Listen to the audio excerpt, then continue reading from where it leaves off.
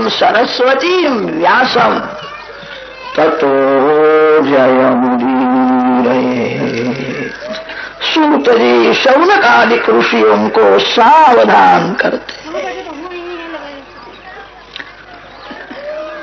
अनेक संतों की मैंने सेवा की है, अनेक संतों के साथ सत्संग किया है। मेरे को सत्संग में जो मिला है आपकी सेवा में मैं अर्पण करूं। मैं जरा भी संकोच नहीं करूं। मैंने एक निश्चय किया है, यह जीव ईश्वर का अंश है। जीव ईश्वर से अलग हुआ तभी से दुखी है। जीव ईश्वर से अलग हुआ तभी से उसको काम सताता है। जीव ईश्वर से अलग हुआ तभी से उसको काल मारता है। काम और काल सभी के पीछे पड़े हैं, किसी को शांति नहीं है। जीव ईश्वर का अंश है, ईश्वर से अलग हो गया। ईश्वर का अंश जीव जब भगवान के चरण में जाता है, परमात्मा को मिलता है, भगवान के साथ एक होता है, तभी जीव का कल्याण। जीव जगत का नहीं है, जीव किसी स्त्री का नहीं है, जीव किसी पुरुष का नहीं है। जीव ईश्वर का अंश है। ईश्वर का अंश जीव जब भगवान को मिलता है तभी जीवा है। कैसा हुआ है विचार छोड़ो, कुछ भूल हो गई है। परमात्मा का वियोग ही बड़ा रोग है। जीव ईश्वर का अंश है, ईश्वर से अलग हुआ है। एक भाई अपने कपड़े को बहुत संभालते थे, मेरे कपड़े कभी बिगड़े नहीं। एक दिन ऐसा हुआ, घर में आने के बाद उन्होंने देखा धोती को दाग लग गया। फिर विचार करने लगे, दाग क्यों लगा, कहां लगा, कैसा लगा। अपने को बड़ा सयाना समझते थे। एक एक के घर में पूछने के लिए गए, मैं आपके यहां आया था तभी यह दाग लग गया। एक सज्जन ने कहा दाग दिखता है, कहां लगा, कैसा लगा, क्यों लगा, ये विचार करने से क्या लाभ है। साबुन लगाओ, धो डालो, दाग चला जाए। ईश्वर का वियोग क्यों हुआ है, कब से हुआ है, ये विचार काहे को करते हो। रोग हो गया है। मैं ईश्वर का अंश हूं, मैं भगवान का अंश हूं। मैं किसी स्त्री का नहीं हूं, मैं किसी पुरुष का नहीं हूं, मैं जगत का नहीं हूं, मैं भगवान का हूं। भगवान के चरण में जाना है। घर में जाकर के ऐसा बोलना नहीं मैं आपका नहीं हूं। ऐसा बोलोगे तो घर में झगड़ा हो जाएगा। बोलना नहीं, समझना है। जीव किसी जीव का नहीं हो सकता, जीव जगत का नहीं हो सकता, जीव ईश्वर का अंश है। मृत्यु की शैया में तो सभी को ज्ञान होता है, अब मेरे साथ कोई आने वाला नहीं। कोई स्त्री साथ में नहीं आती, कोई पुरुष साथ में नहीं आता। मृत्यु के समय में सभी को ज्ञान होता है। वो ठीक है, आज से ज्ञानी हो जाओ। मैं भगवान का अंश हूं। वासुदेवे भगवती भक्ति योगा प्रयोजिता जनयति आशु वैराग्यम ज्ञानम यद ब्रह्म दर्शनम। परमात्मा नारायण का ध्यान करो, नारायण की पूजा करो, नारायण नारायण नारायण कीर्तन में तन्मय हो जाओ, आपको भगवान का दर्शन होगा। जिसको भगवान का दर्शन होता है वो ऐसा नहीं बोल सकता मैं भगवान को जानता हूं, ऐसा भी नहीं बोल सकता मैं भगवान को नहीं जानता। जो जिसको भगवान का बराबर दर्शन हुआ वह एक क्षण भगवान से अलग नहीं रह सकता।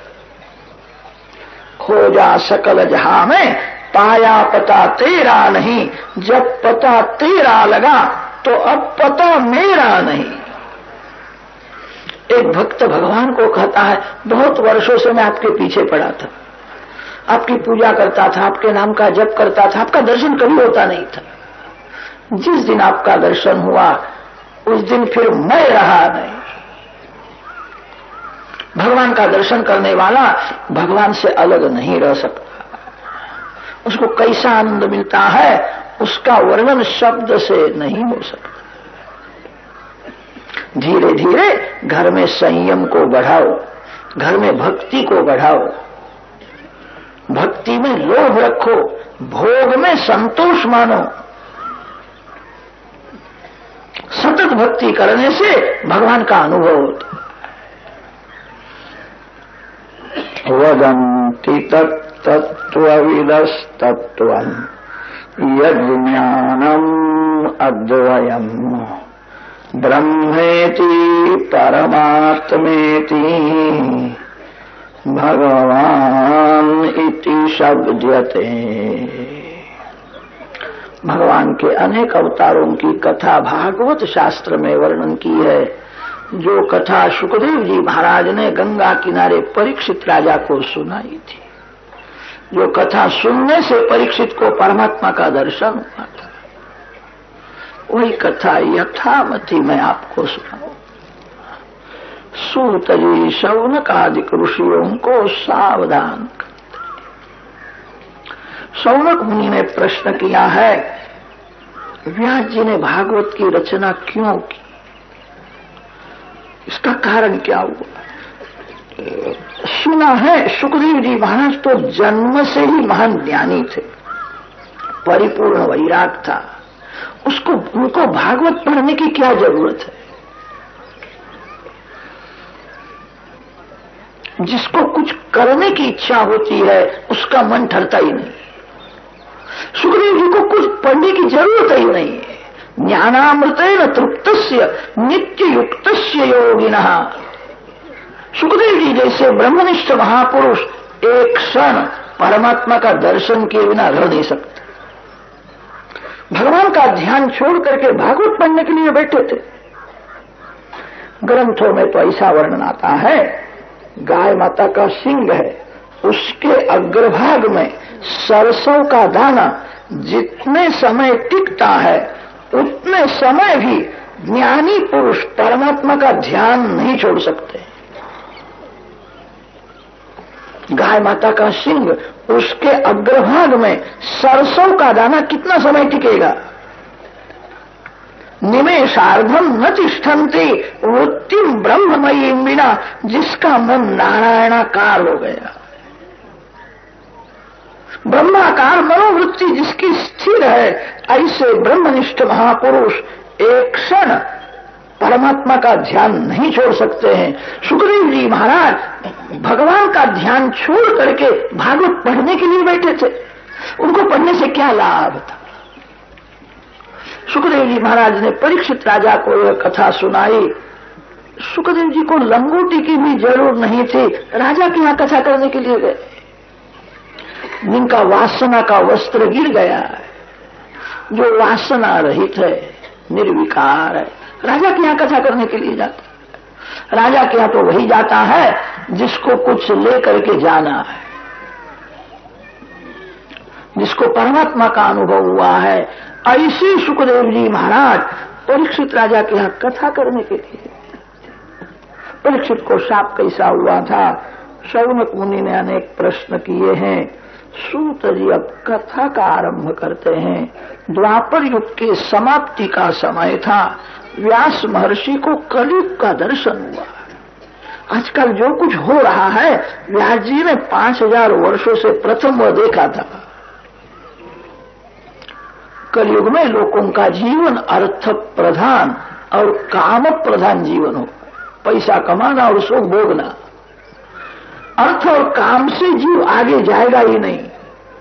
कलयुग के विलासी लोग कुल गोत्र जाति का विचार किए बिना स्नेह लग्न करेंगे। कलयुग में वर्ण संकर जाति संकर बहुत होगा। कलयुग में धर्म गौण हो जाएगा, धर्म मुख्य होगा। कलयुग में परमात्मा गौण हो जाएंगे, काम सुख जीवन में मुख्य होगा। व्यास जी ने सब कुछ देखा था, वेदों के विभाग किए हैं, पुराणों की रचना की। ये सब करने पर भी व्यास जी को शांति मिली नहीं। व्यास जी चिंता में बैठे थे। नारद जी वहां आए। नारद जी का स्वागत किया है। मेरी को शांति नहीं, मेरी कुछ भूल हो गई। साधारण मानव अपने को निर्दोष समझता है, बहुत अक्कड़ में चलता है। व्यास महर्षि के समान कोई महान बुद्धिमान हुआ नहीं, होने वाला नहीं। व्यास जी को ऐसा लगता है मेरी कुछ भूल है। त्वं पर्यटन नरक इव त्रिलोकीम् अंतश्चरो वायुरिवात्मसाक्षी परावरे ब्रह्मणि धर्मतो व्रतैः स्नातस्य मे न्यूनमलं विचक्ष्व। परे ब्रह्मणि आवरे च ब्रह्मणि स्नातस्य मे न्यूनम विचक्ष्व। मेरी कुछ भूल हो गई, मेरी को शांति नहीं है। संत हृदय सरल होता है। सरलता से व्यास जी ने कहा है, नारद जी को आश्चर्य हुआ, इतने बड़े ज्ञानी, ऐसे महान बुद्धिमान कैसा बोलते हैं, मेरी कुछ भूल है। कि महाराज आपकी क्या भूल हो सकती है? आपकी कोई भूल नहीं, मेरी प्रशंसा न करो, मेरी कुछ भूल हो गई। मैं न्यूनम विचक्षु। नारद जी ने कहा थोड़ी आपकी भूल हो गई है। आपने कहीं कहीं पुराणों में धर्म को बहुत महत्व दिया है। कर्म श्री कृष्ण प्रेम गौण हो गया। ज्ञानी होना बड़ा कठिन नहीं है, प्रभु प्रेमी होना बड़ा कठिन। कितने लोगों को ज्ञान होता है, ज्ञान होने पर भी पैसे के साथ बहुत प्रेम करते हैं। 1000-2000 का नुकसान हुए तो हृदय जलने लगता है, मेरे 2000 गए। ज्ञान तभी सफल होता है जो परमात्मा के साथ ही प्रेम करता है। जो जड़ वस्तु के साथ प्रेम करता है उसको परमात्मा का कभी अनुभव नहीं होता। ज्ञान भक्ति से ही सफल होता है, कर्मयोग भक्ति से ही सफल होता है। कर्मयोग में एक बड़ा दोष है, जो सर्वकाल सत्कर्म करता रहता है उसके मन में सूक्ष्म अभिमान आता है। मेरे को कोई स्वार्थ नहीं है, लोगों के लिए सब मैं करता हूं। अभिमान बढ़ जावे वहां सभी दोष आते हैं। सत्कर्म सर्वकाल करो, ऐसा भाव रखो, करता भगवान करते हैं, भगवान करते हैं। प्रेम का परिणाम समर्पण है। जिसका भगवान में अतिशय प्रेम है वही परमात्मा को समर्पण कर सकता है। सर्वकाल सत्कर्म करना है और भगवान ने किया, भगवान ने किया। जो कुछ अच्छा हुआ भगवान ने किया, जो कुछ बुरा हुआ सो मैंने किया। ऐसा भाव जो दृढ़ करता है वही भक्ति कर सकता है। श्री कृष्ण प्रेम से कर्मयोग सफल होता है, श्री कृष्ण प्रेम से ही ज्ञान सफल होता है। जहां कम प्रेम है वहां जीव भी अपने स्वरूप को छिपाता है। जहां अतिशय प्रेम होवे वहां जीव पर्दा दूर करके स्वरूप को प्रकट करता है। साधारण कोई मानव घर में आया हो तो बहुत से लोग तिजोरी भी नहीं खोलते, प्रतीक्षा करते यहां से रुक जाए फिर खोले। जहां कम प्रेम है वहां जीव भी पर्दा रखता है। जीव जगत के साथ बहुत प्रेम करता है, इसीलिए भगवान माया के पर्दे में रहते हैं। ज्ञानी होना बड़ा कठिन नहीं है, श्री कृष्ण प्रेमी होना बड़ा कठिन है। कर्मयोग श्री कृष्ण प्रेम से ही सफल होता है। आपने ज्ञान का वर्णन बहुत किया, कर्मयोग का वर्णन किया, प्रेम में पागल होकर के कृष्ण कथा अपने विस्तार पूर्वक नहीं। कोई भी जीव प्रेम किए बिना नहीं रह सकता है। जीव जगत के साथ प्रेम करके ही दुखी हुआ है। ऐसी कथा करो जीव परमात्मा के साथ प्रेम करे। बहुत ज्ञान की जरूरत नहीं है, जगत को प्रेम शास्त्र की जरूरत है। भागवत प्रेम शास्त्र है। श्री कृष्ण की सभी लीला प्रेम से भरी हुई है। कृष्ण लीला का आरंभ होता है पूतना चरित्र से। पूतना सुंदर श्रृंगार करके भगवान के पास आई है और बालकृष्ण को पूतना ने ऐसा कहा, मेरे को कोई पुत्र नहीं है, मैं बहुत दुखी। पूत शब्द का अर्थ होता है पुत्र, ना शब्द का अर्थ है नहीं। पूतना ने कहा मेरे को पुत्र नहीं है। बालकृष्ण भूतन के बल चलते हुए पूतना के गोद में आए, प्रेम से देखते हैं, आज से तू मेरी मां हो गई, मैं तेरा बेटा हो गया। तू मेरी मां है। पूतना के गोद में बालकृष्ण आए। बालकृष्ण को यहां से कैसा सुंदर बाल, ऐसा मैंने जगत में कहीं देखा नहीं। इसकी आंख कैसी है, इसका रंग कैसा है, मैं कैसी दुष्ट हूं, इस बालक को मैं मारने के लिए आई।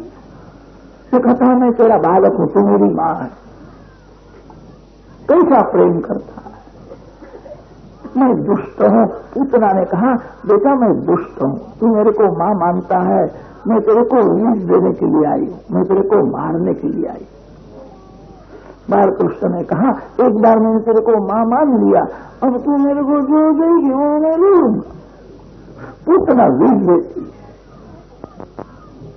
विष देने वाली पूतना के साथ प्रेम किया। वासना ही विष है। जो विष खाता है एक ही बार मरता है। वासना ऐसा विष है, अनेक जन्म से जीव को मारता है। जो श्री कृष्ण के साथ अतिशय प्रेम करेगा, भगवान कृपा करके वासना का विष खींच लेते हैं। पूतना विष देती है, श्री कृष्ण पूतना को वासना रहित बना देते। विष देने वाली पूतना को मुक्ति देते हैं। बालकृष्ण को जो विष देता है उसके साथ भी बालकृष्ण प्रेम करते। बालकृष्ण को जो बहुत प्रेम से माखन मिश्री दे, उसको बालकृष्ण क्या न दे। वो तो विष देने वाले को भी मुक्ति देते हैं। श्री कृष्ण का स्वरूप प्रेममय है। बाल बाल मित्रों के साथ प्रेम किया, कोई स्वार्थ नहीं है। ये गोकुल के ब्रजवासी पढ़े लिखे नहीं थे, बहुत गरीब थे, मूर्ख थे। श्री कृष्ण सभी के साथ प्रेम करते। श्री कृष्ण प्रेम की मूर्ति है।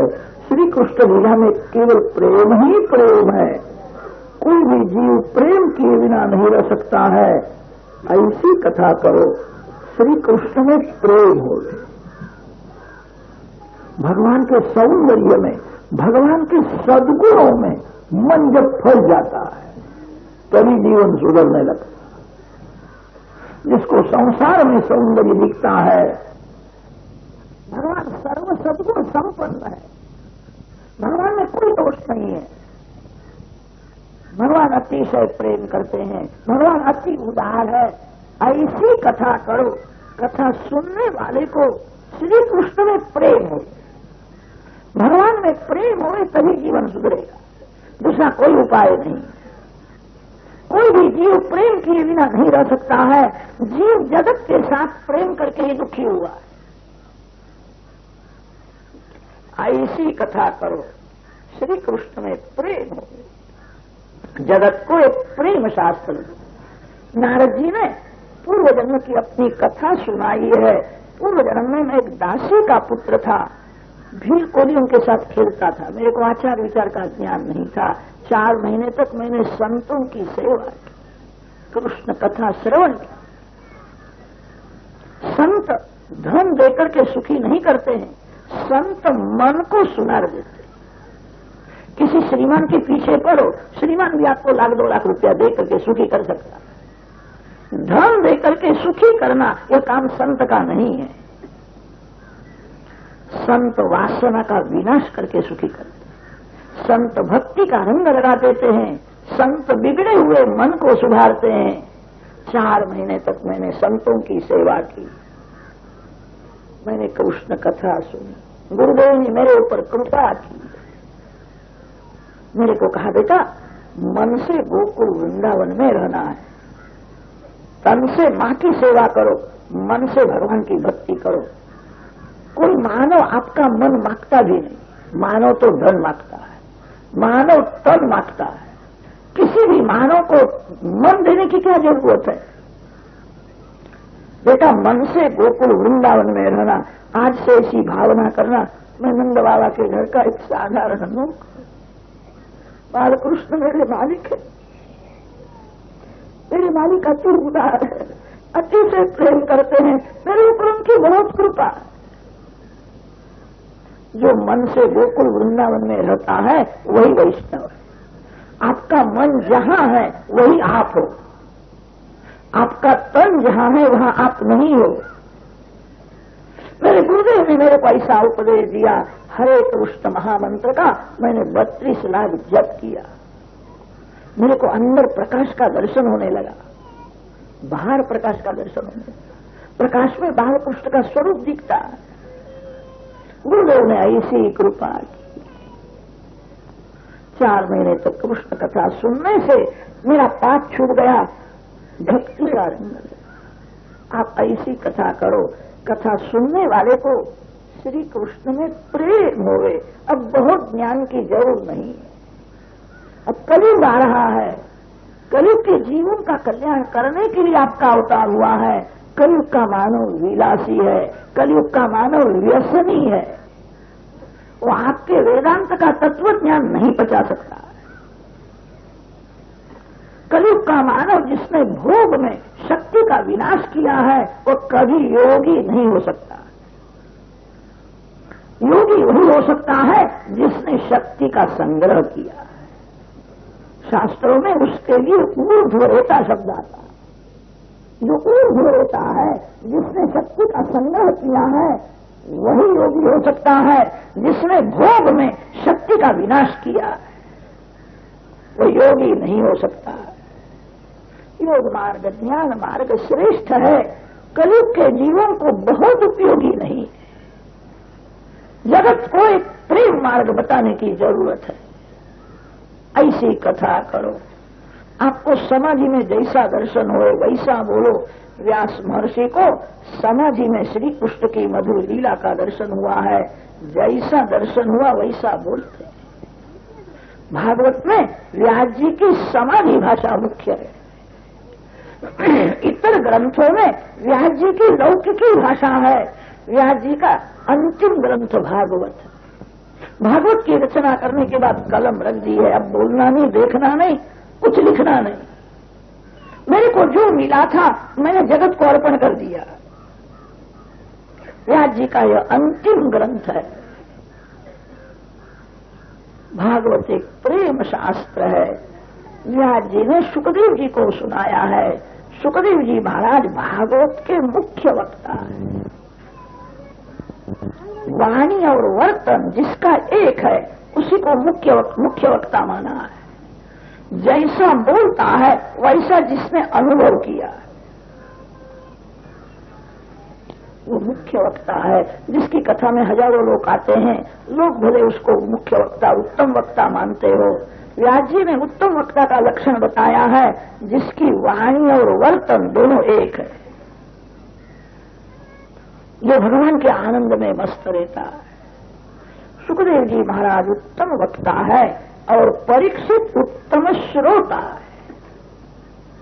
मातृशुद्धि, पितृशुद्धि, वंश शुद्धि, अन्न शुद्धि और आत्मशुद्धि, 5 प्रकार की शुद्धि जिसमें परिपूर्ण है, उसी को भगवान का दर्शन करने की इच्छा होती है। मानव संसार में अनेक बार दुखी होता है तो भी संसार मीठा ही लगता है। साधारण मानव का मन गोबर के कीड़े के जैसा होता है। गोबर का जो कीड़ा है वो ऐसा समझता है गोबर बहुत मीठा है, गोबर में मजा है। गोबर के कीड़े को वहां से उठा करके बर्फी के ऊपर रख दो, वो बर्फी नहीं खाएगा। आप मानते हो बर्फी मीठी मधुर है। गोबर का कीड़ा बर्फी को छोड़ करके गोबर में जाता है। साधारण मानव का मन गोबर के कीड़े के जैसा ही होता। भगवान का दर्शन करने की जीव को इच्छा ही नहीं होती। मातृशुद्धि, पितृशुद्धि, वंश शुद्धि, अन्न शुद्धि और आत्मशुद्धि, ये 5 शुद्धि जिसमें परिपूर्ण है, उसी को भगवान का दर्शन करने की इच्छा होती। परीक्षित भागवत के मुख्य श्रोता है। परीक्षित मां के पेट में थे तभी उनको परमात्मा का दर्शन हुआ था। पांडव वंश का विनाश करने के लिए अश्वत्थामा ने उत्तरादि के गर्भ पर ब्रह्मास्त्र छोड़ा। ऐसा ब्रह्मास्त्र छोड़ा है मां का मरण न होवे, पेट में जो पुत्र है वो जीवित न रहे। उत्तरा जी ने श्री कृष्ण का स्मरण। भगवान आते हैं, भगवान ने उत्तरा जी के पेट में प्रवेश किया है, ब्रह्मास्त्र का निवारण किया। भागवत के मुख्य श्रोता परीक्षित, मां के पेट में उनको भगवान का दर्शन हुआ। शास्त्रों में वर्णन आता है, गर्भ में जीव नरक का दुख भोगता है, गर्भवास है, नरकवास है। भागवत के मुख्य श्रोता परीक्षित को गर्भ में भगवान का दर्शन हुआ। ये बाण मेरे को मारने के लिए आता है, ये 4 हाथ वाला तेजस्वी पुरुष मेरा रक्षण करता है। भागवत के मुख्य श्रोता है। थोड़ा विचार करे तो ध्यान में आएगा, हम सभी जीव परीक्षित मां के पेट में जीव का रक्षण भगवान करते हैं। गर्भ कैसा बड़ा होता है, मानव की बुद्धि कुछ काम नहीं करती। ये सब भगवान की लीला है। भगवान का स्वरूप समझना कठिन है, भगवान की लीला का रहस्य समझना कठिन है। गर्भ में जीव का रक्षण भगवान करते। सभी जीव परीक्षित के जैसे ही है। मां के पेट में से बाहर आने पर भी जीव का रक्षण भगवान करते। माता पिता रक्षण करते, बालक का रक्षण माता पिता करते हो तो किसी के घर में बालक का मरण हो ही नहीं। बालक का मरण होता है, रक्षण तो भगवान करते। आजकल बहुत से लोग डॉक्टर को बहुत यश देने लगे, डॉक्टर बहुत अच्छा, डॉक्टर ने मेरे को बचाया। अरे डॉक्टर में बचाने की शक्ति होवे तो डॉक्टर का मरण क्यों होता है? जो काल के अधीन है वो दूसरे को बचावेगा। रक्षण तो भगवान करते, कोई मानव रक्षण नहीं कर सकता।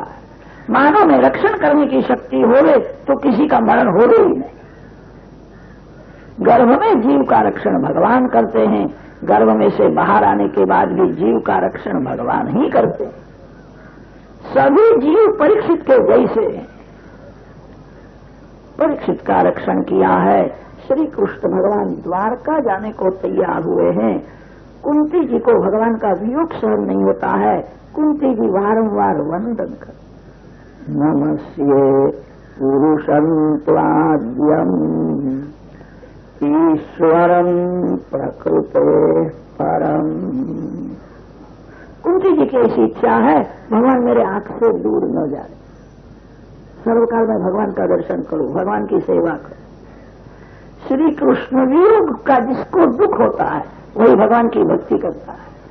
भगवान के वियोग में जिसको संसार मीठा लगता है, श्री कृष्ण वियोग में जिसका मन संसार में रमता है, वो संसार की भक्ति करता है। कुंती जी को भगवान का वियोग सहन नहीं होता, मेरे भगवान मेरे आंख से दूर न जाए। कुंती जी वंदन करती है, वंदन भगवान को बंधन में डालता है। वैष्णव परमात्मा को वंदन से ही वश कर सकता है। जगत में जो कुछ है सभी भगवान का है, भगवान ही मालिक है। जीव ईश्वर को क्या दे सकता है? बहुत से लोग मंदिर में सेवा बहुत करते हैं, सेवा करने के बाद अक्कड़ में चलते हैं, ये सब मंदिर मैं चलाता हूं, ये सब मेरी सेवा है। भगवान गाल में स्मित हास्य करते हैं, अरे मेरा मंदिर तू क्या चलाता है? तेरे को अक्कल नहीं है, तेरा घर मैं चलाता हूं, तेरे को खबर नहीं है। जीव ईश्वर को क्या दे सकता है? जीव अल्प शक्ति है, अल्प बुद्धि है। जीव भगवान को वंदन से ही वश कर सकता है। 2-3 मिनट हो कि भगवान का दर्शन करो, वंदन करो। जिस स्वरूप की आप पूजा करते उस स्वरूप का दर्शन करो, मन से वंदन करो। वंदन से ही जीव ईश्वर को वश कर सकता है। वंदन के बिना जीव के पास ऐसा कोई साधन नहीं है भगवान को प्रसन्न कर सके। कुंती जी स्तुति करती है, वंदन करती है। कुंती जी को प्रसन्न करने के लिए भगवान द्वारका जाने को तैयार हुए थे। आज मैं द्वारका में नहीं जाऊंगा।